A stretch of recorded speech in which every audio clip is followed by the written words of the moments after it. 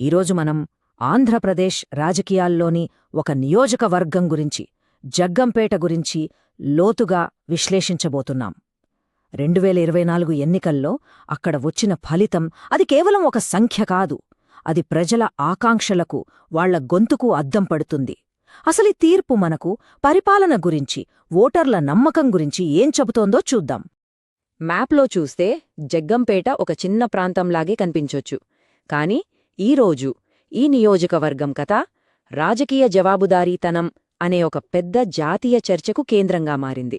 ఇక్కడి స్థానిక కథలో మనందరికీ ఒక ముఖ్యమైన పాఠముంది. సరే, మనమీ విశ్లేషణను ఎలా ముందుకు తీసుకెళ్తామంటే, మొదట అసలు ఫలితమేంటో చూద్దాం. తర్వాత జగ్గంపేట నియోజకవర్గ స్వరూపాన్ని అర్థం చేసుకుందాం. ఆ తర్వాత అంకెల వెనుక దాగున్న హెచ్చరికను గమనిద్దాం. ఓటమికి కారణాలేంటో అన్వేషించి భవిష్యత్తుకొక బ్లూ ప్రింట్ ఎలా ఉండాలో చర్చిస్తూ ఒక ముఖ్యమైన పాఠంతో ముగిద్దాం. ఇక మొదటి విభాగానికి వద్దాం. ఈ నియోజకవర్గంలో రాజకీయ సమీకరణాలు ఎంత నాటకీయంగా తలకిందిలయ్యాయో చూస్తే ఆశ్చర్యం కలుగుతుంది. ఈ నంబర్లు చూడండి. కథ మొత్తం ఇక్కడే ఉంది. 2019లో +12.9% మెజారిటీతో గెలిచారు. కాని సరిగ్గా 5 ఏళ్లు గడిచేసరికి 2024లో -27.15% తేడాతో ఓడిపోయారు. అంటే మొత్తం స్వింగ్ దాదాపు 40%. ఇంత భారీ మార్పు ఎలా సాధ్యమైంది? ఈ ప్రశ్నే మన విశ్లేషణకు పునాది. ఆ ప్రశ్నకు సమాధానం దొరకాలంటే ముందు మనం జగ్గంపేటను అర్థం చేసుకోవాలి. ఆ నేల స్వభావం ఏంటి? అక్కడి ప్రజల మనస్సులో ఏముంది? జగ్గంపేట అంటే అది ప్రధానంగా ఒక గ్రామీణ ప్రాంతం. వ్యవసాయమే జీవనాధారం. ఇక్కడ కాపు సామాజిక వర్గం బలంగా ఉంటుంది. అన్నిటికన్నా ముఖ్యంగా మనం గమనించాల్సింది పోలింగ్ శాతం. 2024లో ఏకంగా 84% పోలింగ్ జరిగిందంటే ప్రజలు తమ భవిష్యత్తుపై ఎంత స్పష్టమైన అభిప్రాయంతో, ఎంత చైతన్యంతో ఉన్నారో మనకర్థమవుతోంది. ఇప్పుడు మనం అంకెల్లోకి ఇంకాస్త లోతుగా వెళ్తాం. ఒక రకమైన ఫొరెన్సిక్ విశ్లేషణలాగా ఈ ఓటమి వెనుక ఉన్న వాస్తవాలను బయటకు తీద్దాం.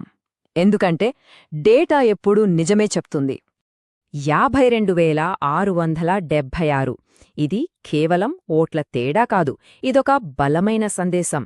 ఇంత పెద్ద మార్జిన్ ఒక సాధారణ ఓటమి కాదు, అదొక తిరస్కరణకు సంకేతం. ఈ గ్రాఫ్ చూస్తే మనకు ఇంకా క్లియర్గా అర్థమవుతుంది. 2019లో దాదాపు 52% ఓట్ షేర్ సాధించిన పార్టీ 2024 వచ్చేసరికి కేవలం 31%కి ఎలా పడిపోయిందో చూడండి. అంటే పార్టీ ఓటు బ్యాంక్లోంచి ఒక పెద్ద భాగం పక్కకు జరిగిపోయింది.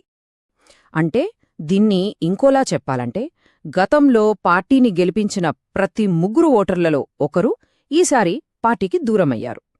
వాళ్ళు ఓటింగ్కి రాలేదా, లేక ప్రత్యర్థికి వేశారా?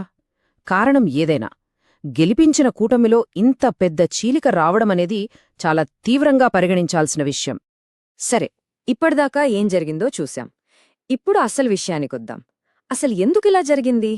ఓటర్లలో ఇంత అసంతృప్తికి మూల కారణాలేంటి? వాటిని అన్వేషిద్దాం. క్షేత్రస్థాయిలో ప్రజల గొంతుకు వినిపించిన ప్రధాన సమస్యలు ఇవే. వాళ్లు పెద్దగా కోరుకున్నవేం లేవు. పంటలకు నీళ్లు, యువతకు ఉపాధి, ఊరికి సరైన రోడ్లు, ఇలాంటి కనీస అవసరాలు. అన్నిటికన్నా ముఖ్యంగా తమను, తమ సమస్యలను ఎవరూ పట్టించుకోవటం లేదనే బలమైన భావన వారిలో ఏర్పడింది. ఇక్కడ మనం ఒక విషయాన్ని గుర్తుంచుకోవాలి. మన ప్రజాస్వామ్యంలో ప్రజలు తమ సమస్యల గురించి మాట్లాడటం, తమ అభిప్రాయాలను చెప్పడమనేది వాళ్ల హక్కు.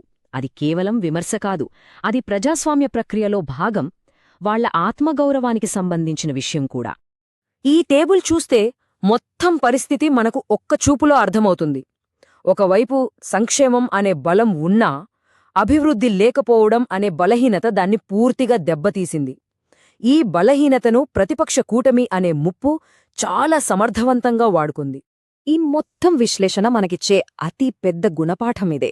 సంక్షేమం అనేది ఒక రక్షణ కవచం లాంటిది కావచ్చు, కాని అభివృద్ధి అనేది ముందుకు నడిపే ఇంజిన్ లాంటిది. ఒకటి లేకుండా రెండోది పూర్తి ఫలితాన్ని ఇవ్వలేదు, ఇవ్వదు కూడా. సరే, సమస్య ఏంటో తెలిసింది. మరి పరిష్కారమేంటి? కోల్పోయిన నమ్మకాన్ని తిరిగి ఎలా సంపాదించాలి? ఓటమి నుండి పాఠాలు నేర్చుకొని ముందుకు సాగడానికి ఎలాంటి వ్యూహం అవసరం? ఇక్కడే మనం చతుర్ముఖ సిద్ధాంతం అనే ఒక సమగ్రమైన వ్యూహం గురించి మాట్లాడుకోబోతున్నాం. ఇది కేవలం ఎన్నికల కోసం కాదు, పరిపాలనను పునరుద్ధరించడానికి, ప్రజలతో సంబంధాన్ని తిరిగి నిర్మించుకోవడానికి ఒక మార్గదర్శి. ఈ చతుర్ముఖ సిద్ధాంతంలో 4 ముఖ్యమైన స్తంభాలున్నాయి. మొదటిది శివతత్వం, అంటే పార్టీకి నష్టం చేసే ప్రతికూల అంశాలను నాశనం చేయడం. రెండవది విష్ణుతత్వం, అంటే మంచి చేసే సంక్షేమ పథకాలను కాపాడుకోవడం, కొనసాగించడం. మూడవది బ్రహ్మతత్వం, అంటే యువతకు ఉపాధి, రైతులకు మేలు చేసే కొత్త అభివృద్ధిని సృష్టించడం. ఇక నాల్గవది దుర్గతత్వం, అంటే రైతులు, మహిళలు వంటి వర్గాలకు అండగా రక్షణ కవచంలా నిలబడటం. ఈ సిద్ధాంతం ప్రకారం నమ్మకాన్ని తిరిగి పొందడానికి తక్షణమే చేయాల్సినవి 2 పనులు. ఒకటి, మమ్మల్ని నిర్లక్ష్యం చేశారు అనే భావనను పోగొట్టేలా కొత్త ప్రాజెక్టులను ప్రకటించడం. 2, నాయకత్వంలో మార్పును చూపిస్తూ ఒక కొత్త యువముఖాన్ని ముందుకు తీసుకురావడం. ఇప్పుడు మనం కేవలం జగ్గంపేటను దాటి ఈ ఉదంతం నుంచి మనం నేర్చుకోవాల్సిన ఒక సార్వత్రికమైన నాయకత్వ పాఠం గురించి మాట్లాడుకుందాం. ఎన్నికల్లో గెలుపంటే ప్రజలు మనకిచ్చే ఒక అప్పులాంటిది. ఆ అధికారం అప్పు.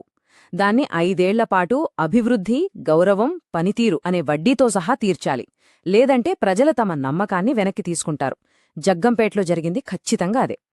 అంతేకాదు, ఈ రోజుల్లో ఈ అప్పుకు మరో ముఖ్యమైన షరతు కూడా ఉంది.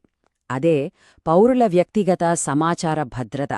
వాళ్ల గోప్యతను గౌరవించడం, వాళ్ల సమ్మతి లేకుండా వాళ్ల డేటాను వాడకపోవడమనేది కూడా బాధ్యతాయుతమైన పాలనలో ఒక ముఖ్య భాగం. ఇది నైతిక బాధ్యతే కాదు, చట్టపరమైన అవసరం కూడా. చివరిగా, జగ్గంపేట మనందరి ముందు ఒక పెద్ద ప్రశ్నను ఉంచుతోంది. సంక్షేమం, అభివృద్ధికి ప్రత్యామ్నాయమా, లేక పరిపాలన అనే పక్షికి ఇవి రెండు రెక్కలా? ప్రజల నమ్మకాన్ని గెలవాలంటే రెండూ అవసరమా? ఆలోచించండి. మీరు ప్రజల పక్షాన నిలిచే నాయకుడుగా మీ నియోజకవర్గాన్ని ఉన్నత స్థాయికి తీసుకెళ్లాలని ఆశిస్తుంటే blueprintstrategies.ai ని సంప్రదించండి.